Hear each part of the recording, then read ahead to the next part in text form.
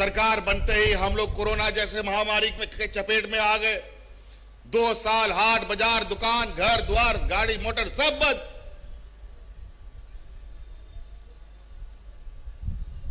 वो दिन तो आप लोगों ने देखा है, मुंह में पट्टी लगा लगा करके घूमना पड़ता था। मुंह में पट्टी नहीं लगाएगा तो पुलिस उसको चालान करता था। ऐसा दिन देखा हम लोगों ने 2 साल। और अभी जब हम जन कल्याण की काम कर रहे हैं, ग्रामीण अर्थव्यवस्था को मजबूत कर रहे हैं, तो हमारे विपक्षियों को खलबली मचा हुआ है। एन केन प्रकारेण सरकार को अस्थिर करने का षड्यंत्र सरकार बनने के दिन से ही चल रहा है। रोज ये सरकार बनाते हैं, रोज नया मुख्यमंत्री बनाते हैं। अजीब हालत है।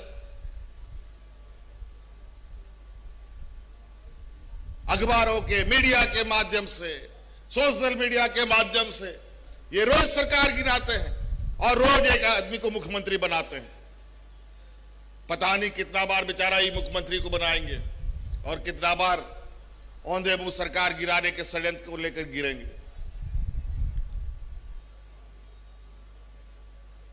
आज हमारा इस राज्य में सैकड़ों छात्रावास बना हुआ है। 600-800 छात्रावास हमारे पूरे राज्य में कल्याण विभाग ने बनाया। बनने के बाद से कभी भी उसमें कोई चूना पचौड़ा नहीं हुआ। बिजली, पानी, सब चीज का अस्त व्यस्त हालत। खिड़की टूटा हुआ है, दरवाजा टूटा हुआ है। लेकिन आज उन छात्रावास की स्थिति को देखिए आप लोग। पहली बार बनने के बाद हमारे कल्याण विभाग के छात्रावास, चाहे वो मदरसा में हो चाहे कॉलेज में हो, उनका जीर्णोद्धार हो रहा है। और हमने वादा किया है, हम उस पर काम भी कर रहे हैं। अब हमारे उस छात्रावास में जो बच्चे पढ़ते हैं, गरीब गुरुआ बच्चा लोग जाकर के रहता है, घर से बेचारा अनाज दाल चावल लेके जाता है। उस हॉस्टल में रसोईया नहीं होता, चौकीदार नहीं होता है। इन सब का भी उपाय करने हम जा रहे हैं। आपको राशन लाने का जरूरत नहीं पड़ेगा, आपको खाना बनाने का जरूरत नहीं पड़ेगा और आपके उस छात्रावास में सुरक्षा प्रहरी का भी व्यवस्था हम करेंगे। कई ऐसी चीजें हैं। आज हमारे लिए जो झारखंड का सभ्यता है, संस्कृति है, यहां सबसे अधिक आदिवासी, दलित, पिछड़ा, अल्पसंख्यक समुदाय के लोग यहां रहते हैं और सदियों से हमारा शोषण होता रहा है। इन सामंतियों विचारधारा के लोगों की जो मानसिकता है, जिनके डीएनए में महाजनों का खून बसा हुआ है, इन लोगों ने सदियों से शोषण किया है।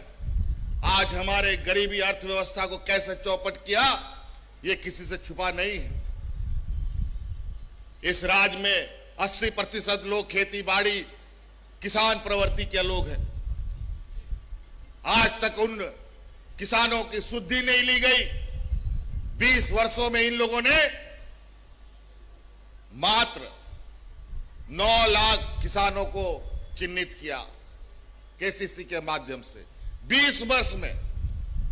लेकिन वहीं हम लोगों ने 3 साल के अंदर 21 लाख किसानों को केसीसी से जोड़ा है और उनको लाभ देने का काम। 20 साल में मात्र 9 लाख और 3 साल में 21 लाख। कोई मिलाप हो सकता है क्या कभी इन लोग का? तो हम विकास की ऐसी लकीर और इतनी गाढ़ी लकीर खींच रहे हैं। अभी तो 3 साल का ही लकीर इतना गाढ़ा हो चुका है कि भाजपा के लोगों को उस लकीर तक पहुंचने के लिए 7 बार जन्म लेना पड़ेगा।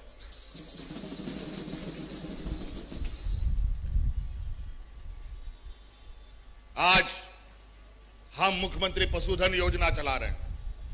आपको याद होगा पिछले डबल इंजन की सरकार ने हम लोग का पशु हाट को कैसे बंद कर दिया था। हमारा राज्य का ग्रामीण क्षेत्र, यहां के लोगों का जानवर ही उसका एटीएम कार्ड होता है, यही पशु उसका मूलधन होता है, यही जानवरों के माध्यम से उनका घर द्वार बाड़ी चलता है। आज उसको भी इन लोगों ने प्रहार करके खत्म करने का प्रयास किया। इसलिए हमने इस बार बड़ी तेजी से जानवर गरीबों किसानों के बीच में बांटने का निर्णय लिया। गाय बकरी मुर्गी बतख जो है वो पालना है, आप लोग पालिए। सरकार बड़े पैमाने पर आपको वो जानवर उपलब्ध करा रही है। जानवर तो जानवर जिस घर पे रहेगा वो घर भी सरकार आपको दे रही है। लीजिए, काम कीजिए।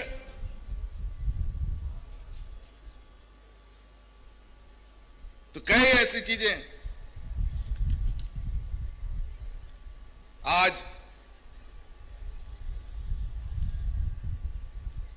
हम लोग कोरोना से तो बाहर निकले, किसी तरीके से बड़ी सतर्कता के साथ इनके भाजपा शासित सरकारें को देखेंगे। उन राज्यों में ऐसा लोग मर रहा था कोरोना के समय कि लोगों को दफन करने के लिए मिट्टी खत्म हो गया, जमीन खत्म हो गई। जो लोग मारे गए उनको जलाने के लिए लकड़ी खत्म हो गया उस राज्य में।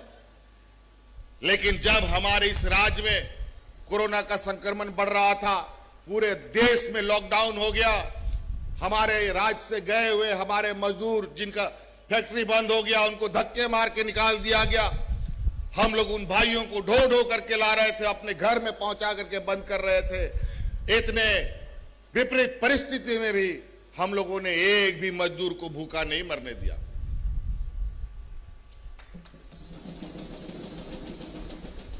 ना ही बीमारी से मरने दिया। और वहीं डबल इंजन की पिछली सरकार में लोग हाथ में राशन कार्ड लेकर के भात भात करते हुए मरा है। यह इनका सोच है। आज ये शिविर चल रहा है, ग्रामीण लोगों के लिए कितना कल्याणकारी योजनाएं चल रही है। बहुत सारा लोग बेचारा पढ़ा लिखा नहीं है, बहुत लोगों को समझाने की जरूरत है। लेकिन आज इस शिविर में कोई हमारे विपक्ष के लोग आकर के ग्रामीण लोगों को सहयोग नहीं किया। करेगा भी कैसे? सहयोग करने के प्रवृत्ति इनमें है ही नहीं। इन लोग तो जीवन भर खाली गरीबों का शोषण किया है। पिछला डबल इंजन की सरकार में किस तरीके से खाली लाठी डंडा बरसाता था ये लोग, चाहे ग्रामीणों के ऊपर चाहे सरकारी कर्मचारियों के ऊपर।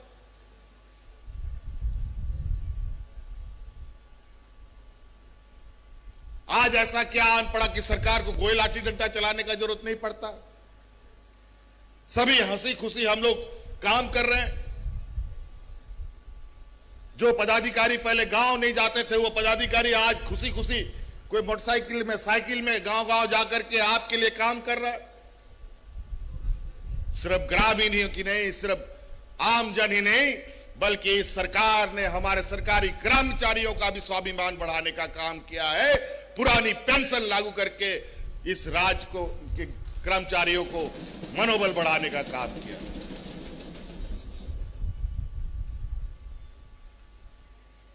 आज उसके बाद जब हम आगे बढ़ रहे हैं तो हम लोग सूखाग्रस्त का स्थिति में चपेट में आ गए। गरीबों के लिए बड़ा कष्ट होता है, जीवन भर तो ऐसे संघर्ष करना पड़ता है और कभी कभी ऊपर वाला भी मुंह फेर लेता है। पहले वो निकम्मी सरकार डबल इंजन की सरकार सब ना बीज देता था ना खाद देता था, भगवान भरोसे किसान चलता था। आज जब हम समय से पहले बीज दे रहे थे, समय से पहले खाद दे रहे थे, तो ऊपर वाला ने मौसम का साथ ही नहीं दिया। यह भी हमारे लिए एक चिंता का विषय बन गया है।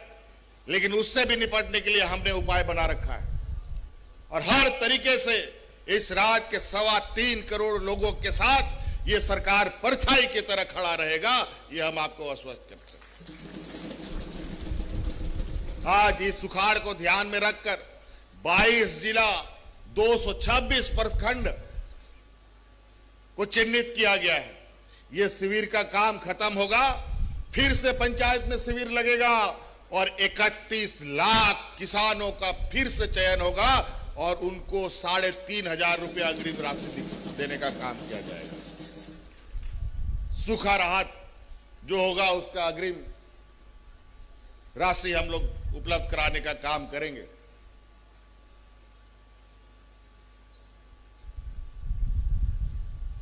पिछला जब हम लोग का शिविर लगा था, सरकार आपके द्वार कार्यक्रम में लगभग 8 लाख आवेदन आए थे आवास के लिए।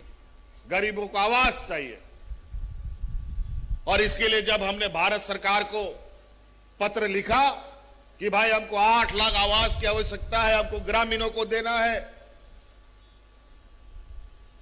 60-40 का रेशियो में हमें भी उस आवास में पैसा देने की जरूरत पड़ती है। भारत सरकार भी उसमें कुछ पैसा लगाता है, लेकिन आज तक भारत सरकार ने वो 8 लाख आवास स्वीकृत नहीं किया। देखेंगे, फिर अपना उपाय करेंगे, संसाधन ढूंढेंगे और जब संसाधन ढूंढते हैं तो उसमें भी केंद्र सरकार को पेट में दर्द हो जाता है। 1,36,000 करोड़ रुपया हमारा राज्य सरकार का केंद्र में बकाया है। जब हम उसका मांग करते हैं तो हमारे पीछे सीबीआई और ईडी दौड़ा देता है ताकि मुंह बंद कर लो। अगर वो पैसा हमें केंद्र सरकार दे दिया होता तो इस राज्य में हर एक व्यक्ति को कोई बिना आवास का नहीं रहता, कोई भूखा नहीं रहता, कोई बेरोजगार नहीं रहता। लेकिन ये बूंद बूंद करके चीजें देते हैं, ना तुम जियो ना तुम मरो, ऐसे हालात करके रखते हैं। ये 20 साल तक सत्ता का सुख भोगा, 20 साल तक यहां के किसानों का, मजदूरों का, बूढ़े बुजुर्गों का खून चूसा और जब अब ये खून चूसने को नहीं मिल रहा है तो इनका बेचैनी बढ़ गया है।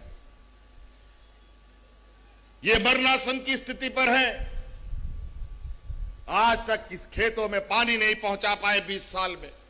आज तक घर घर में पीने का स्वच्छ पानी नहीं उपलब्ध करा पाए और आज इसी दिशा में एक कड़ी आगे जोड़ने जा रहे हैं। आज मसलिया में जहां मसांजोर डैम है, पानी हमारे झारखंड राज्य में हम लोग टुकुर टुकुर देखते हैं, उसका लाभ बंगाल को जाता था। हमने उसी दिन सरकार बनने के बाद संकल्प लिया था कि आज मसांजोर जैसा डैम का फायदा भी हमारा झारखंड का लोग होगा और इसी को लेकर एक मेगा लिफ्ट इरिगेशन का उद्घाटन शिलान्यास करने हम आज मसलिया में जा रहे हैं, जो लगभग 1300 करोड़ रुपए का होगा और 250 से अधिक गांव तक वो पानी जाएगा और 25,000 हेक्टेयर लगभग खेती होगी और लाखों लोगों तक वो पानी जाएगा। और अगली बार जब हम लोग का 5 साल का कार्यकाल होगा, प्राथमिकता के आधार पर इस राज्य के हर किसान के खेत में पानी कैसे जाएगा, इस पर सरकार काम करेगी।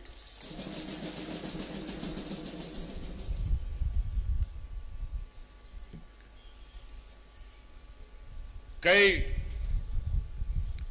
चीजें आपको बताऊं नहीं बताऊं, बहुत सारी बातें हैं, फिर भी कुछ कुछ चीजें हम आपको बता दें। आप सब गरीबों के लिए हम लोगों ने 100 यूनिट बिजली भी फ्री कर रखा है, आपको याद होना चाहिए। कोई बिजली वाला रसीद लेके आएगा तो उसको बताइएगा कि 100 यूनिट बिजली सरकार ने हमें दिया है, तो रसीद कहां से आ रहा है, जिससे 35 लाख लगभग लोगों को लाभ मिलेगा। इसीलिए सिर्फ हम बोलते नहीं, हम जो कहते हैं उसे करने का भी क्षमता रखते हैं, जिसका नतीजा है आज इतने लाभकारी योजना लोगों के बीच में है। इस राज्य में जो इतिहास 20 वर्षों में इन लोगों ने सारा चौपट कर रखा था, उसको फिर से एक एक करके जोड़ रहे हैं। बड़ा सुनियोजित तरीके से यहां के कई अलग अलग गिरोह सक्रिय अलग राज होने के बाद हो गए और इस राज्य के आदिवासी, मूलवासी, दलित, पिछड़े, अल्पसंख्यक को बदनाम करने का, शोषण करने का काम किया। हमारे नौजवान का भविष्य के साथ खिलवाड़ किया।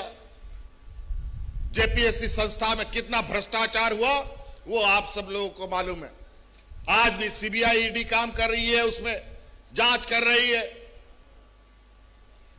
जेपीएससी के माध्यम से इस राज्य के पढ़े लिखे नौजवानों का भविष्य अंधकार में डाल दिया।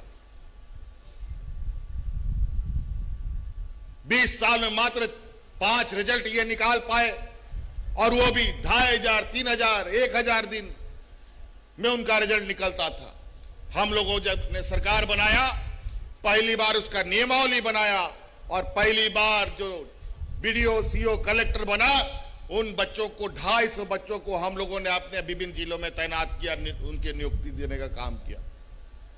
और उसमें आपको सुनकर आश्चर्य होगा कि इन 250 बच्चों में 33-35 बच्चे ऐसे थे जो किसान, मजदूर, आंगनबाड़ी सेविका, सहायिका का बच्चा लोग था, जो आज हमारे यहां बीडीओ, कलेक्टर बन करके हमारे सेवा कर रहा है, हमारे गांव का सेवा कर रहा है।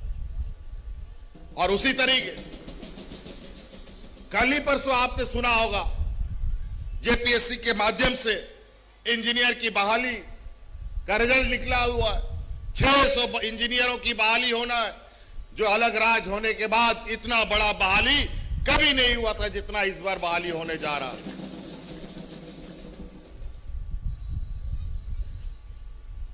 इसके साथ साथ कई ऐसी नियुक्तियां अभी निकलने जा रही है। यहां पर नियुक्तियां नहीं होती थी, यहां पर प्रमोशन नहीं होता था। पहली बार इतने बड़े पैमाने पर इंजीनियरों का प्रमोशन हमारी सरकार ने किया। पहली बार राज्य कर्मचारियों का प्रमोशन हम लोगों के माध्यम से हुआ है। निजी क्षेत्र में हम लोग 75% की नौकरी के कानून बनाए, कई ऐसे महत्वपूर्ण योजना बनाया। आपके इस पाकुड़ अभी आपके इस जिले में एक बहुत महत्वपूर्ण कार्य चलने का एक हम लोग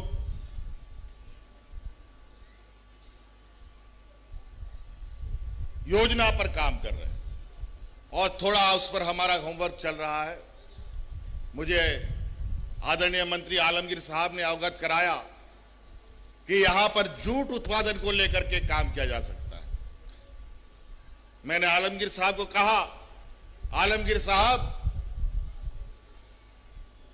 इस राज्य का शायद ऐसा कोना होगा जहां हम नहीं गए होंगे और मुझे जगह जगह की जानकारी लगभग पता है और जूट उत्पादन को लेकर हम ऑलरेडी इस पर रिसर्च कर रहे हैं और बहुत जल्दी जूट को लेकर के एक बड़ा योजना इस क्षेत्र में आने का काम किया जाएगा। आप सब लोग यहां पर हमारे बड़े पैमाने पर मजदूर, किसान लोग हैं। हम आप लोग को बताएं, हमारे श्रम विभाग में आप लोग जितने भी मजदूर हैं, आप लोग श्रम विभाग में अपना नामांकन करवाएं। श्रम विभाग से आप लोग को बहुत सारी चीजें दी जाती है। आप लोगों को साइकिल दिया जाता है, औजार दिया जाता है, पेंशन दिया जाता है। मजदूर के मृत्यु होने पर 5 लाख दिया जाता है, अपंग होने पर 3 लाख रुपया दिया जाता है, आंशिक अपंग होने पर 2 लाख रुपया दिया जाता है। कई ऐसी चीजें हैं। मेधावी छात्र छात्राएं अगर श्रमिकों के हैं तो उनको 5000 तक रुपया देने का प्रावधान है। इलाज के लिए भी आपको 2 लाख रुपए तक का मजदूरों को प्रावधान है, जो श्रम विभाग आपको देगा, मरने पर देगा। बल्कि श्राद्ध के लिए भी आपको श्रम विभाग के साथ से पैसा मिल सकता है। इसलिए आप सब जितने भी श्रमिक भाई हैं, आप लोग श्रम विभाग के पोर्टल में जाकर के निश्चित रूप से अपना रजिस्ट्रेशन कराने का काम करें। अभी इसके अलावा यहां सबसे मेरा जो इस बार का विशेष, हमारे इस पाकुड़ जिले में गुमानी नदी है और आपको शायद आप लोगों ने सुना भी होगा, लगभग 361 करोड़ रुपए की योजना गुमानी बराज के लिए, गुमानी सिंचाई परियोजना के लिए हम लोगों ने स्वीकृत कर दिया है, जो किसानों के खेत में पानी पहुंचाने का काम भी करेगा। आज इस सरकार आपके द्वार कार्यक्रम में जो चल रहा है, शिविर चल रहा है, इसमें हमारा विशेष रूप से इस बार, पिछले बार पेंशन बूढ़ा बुजुर्ग महिला इन लोगों के लिए था, सर्जन पेंशन था, रोजगार सृजन था। इस बार हमारे जो आने वाली पीढ़ी है, हमारी बच्चियां हैं, उनके लिए विशेष रूप से सावित्री भाई फूले किशोरी समृद्धि योजना जो हम बच्चियों को देना चाहते हैं, जिसके माध्यम से हमारी जो बच्चियां हैं अभी जो इनको प्राप्त होगा, और जब ये 18 साल की होंगी तो एक मुश्त उन बच्चियों को 40,000 रुपया उपलब्ध सरकार कराएगी। और इस माध्यम से 9 लाख बच्चियों को हमको इस योजना से जोड़ना है, और अभी लगभग 4 लाख आवेदन आए हैं और उसमें 2.5 लाख आवेदन स्वीकृत भी हो चुका है। और आज यहां बड़े पैमाने पर जो हमने शुरू में देखा, सावित्रीबाई फूले समृद्धि योजना से यहां बच्चियों को जोड़ा जा रहा है। मैं पुनः एक बार देखना चाहता हूं हमारी बच्चियों को इसका लाभ मिल रहा है कि नहीं मिल रहा है। आप लोग अपना हाथ उठा करके दिखाएं कि आपके हाथ में सावित्रीबाई फूले योजना का स्वीकृति पत्र है कि नहीं। बहुत बढ़िया, बहुत बढ़िया। आप लोग छोड़िए मत। हाँ ठीक है, आप नीचे कीजिए नीचे। और बच्चियों, हम आपको बता दें, आप लोग अपना पढ़ाई का आप चिंता मत कीजिए। आपकी पढ़ाई का पूरा जिम्मा अब सरकार लेने जा रही है। आप लोग इंजीनियर बनिए, डॉक्टर बनिए, आईएएस बनिए, आईपीएस बनिए, पत्रकार बनिए। कई योजनाएं, अभी हम लोग का स्थापना दिवस होने जा रहा है। इस खुशी में हमारी देश की प्रथम महिला, देश की राष्ट्रपति द्रौपदी मुर्मू जी आप लोगों को सौगात के रूप में उन योजनाओं को हम लोग उनके माध्यम से उद्घाटन और शिलान्यास कराएंगे। आप लोग एसएससी, आर्मी, जेपीएससी, यूपीएससी, जिसके लिए भी तैयारी करना चाहते हैं, उन सभी बच्चियों को निःशुल्क आप लोग तैयारी करने की हम व्यवस्था करेंगे।